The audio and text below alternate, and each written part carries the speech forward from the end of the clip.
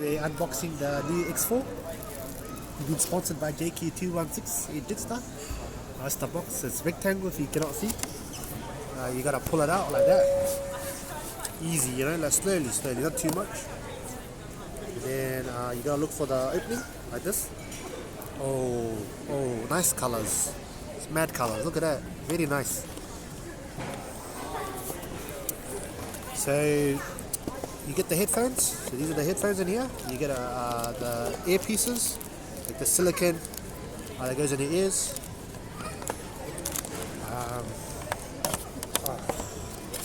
So very nice. I think I broke it.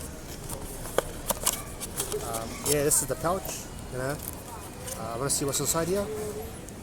Oh, that's very nice. So they've compared it to the old version. This used to be separate, but now they've put it right next to the plug so you don't lose it. It's pretty cool.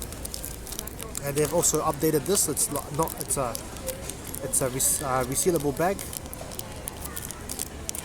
Yeah, so I'll pull these out for you guys. So you got to be gentle, yeah. Like you can't just yank it, you break it.